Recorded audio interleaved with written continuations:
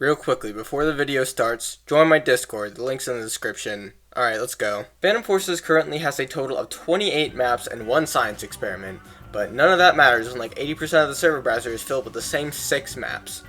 Now, everyone says that PF is getting stale, but of course it's going to get stale when you play the same maps over and over again and do the same thing every time. Instead of only playing Metro, you could at least try out some of the less played maps. There's one such map with most of the positive and negative traits that define the more popular maps such as Warehouse, and yet Warehouse is voted far more often.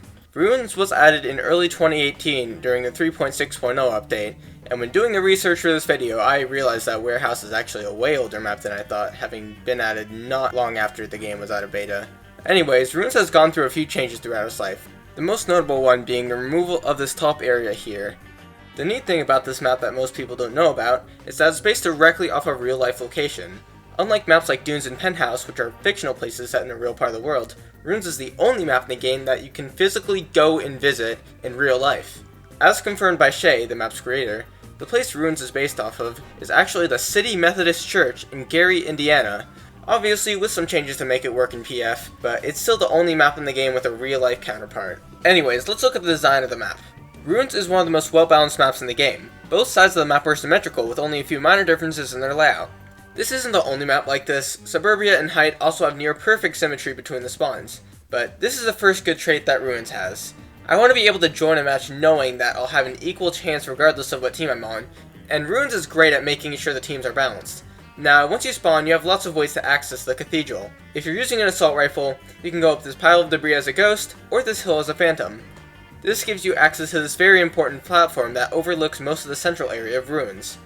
However, if someone's already there, you'll need to use grenades to clear them out. If you're using a sniper, it's best to climb up this ladder as it allows you to quickly get onto the wooden platforms, which are much better for snipers. Trying to snipe from the windows themselves is impossible because you can't go prone without falling off, but if you book it towards this high area, you'll be much better off. If you're using a shotgun or a PDW, you should always go this way, as this entire area is perfect for close range weapons. Altogether, these areas give you tons of options that you can choose from based on what weapon you're using. And that's not even where it ends. You can go up these stairs or up this ladder to quickly reach the top floor. There's an entire back area of both sides that is relatively safe because barely anyone knows about it. And did I mention that there's an entire underground area to go through if things get too out of hand on the surface? This is the second great part of Ruins. Similar to Warehouse, there are tons of ways to traverse the map. If you have a shotgun, you can actually fight against other shotgun users if you want, but it's entirely possible to avoid those engagements. These hedges are a great example of this, as you can super jump onto them, treating them like one of the walls in Warehouse. It's a bit trickier to get on top of them, since they're a bit taller, but you can give yourself a pretty nice edge if you pull it off. The fourth positive trait that Ruins has is that it simply flows well. Unless the enemy team is AFK, it's pretty easy to find people. The map never feels empty, and the pacing is just great in general. Ruins is an amazing map for getting long kill streaks because it's rarely overwhelming. Unlike on Metro, where you have to constantly listen for footsteps, Ruins allows you to remain in control. Snipers are still a good option if you use this balcony, or if you stay on these wooden platforms, but there are still safe areas where snipers can't necessarily reach you. The catwalks on old Ruins were very annoying to deal with because they could overlook a huge part of the map while still being extremely safe, assuming you could avoid falling off. Removing it made the map much less campy and prevented snipers from being as problematic as they are in Desert Storm. However, Ruins does suffer from a few flaws. The first flaw is that the spawns on this map just aren't the greatest. While it does require movement and positioning, this map's spawns are relatively easy to camp.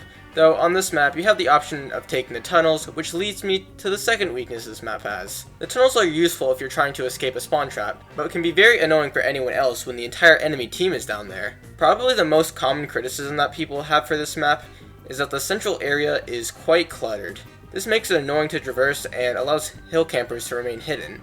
It also ties into this map's fourth shortcoming. Grenades are really powerful on Ruins.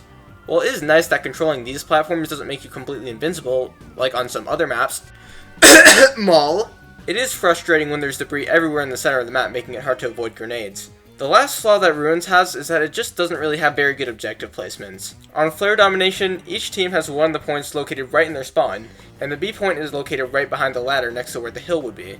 This isn't really an issue that can be fixed without massively changing the layout of Ruins, since the map is basically just two fields with a massive cathedral in between them, but objective placements on Ruins are a relatively minor issue compared to the others I listed.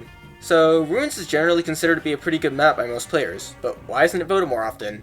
Well, I went into this video with no actual answer to this question, and to be honest, I still don't have one, but the only theory I can point to is that Ruins isn't seen very often in PF YouTube.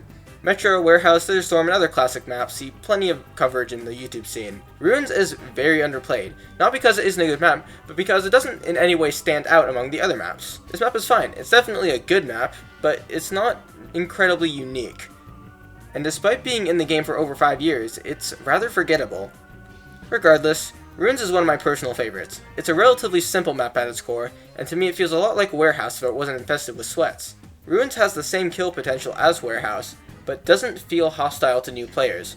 If more Warehouse and Metro players tried out Ruins, then I feel like it would greatly improve the player experience on all 3 maps. Warehouse and Metro will be a lot less frustrating for new players, Ruins would feel like an actual competitive map, and the higher levels would have another map to play rather than playing Warehouse for the 11,000th time. But what we really need are new maps, and we really aren't getting those, because I have no idea what the hell Styles is doing, to be honest. I don't think anyone does, so yeah, I guess we'll just have to wait on that one. But anyways, thanks for watching. If you enjoyed, like, comment, subscribe, all that good stuff, and I'll see you guys in the next one. Goodbye.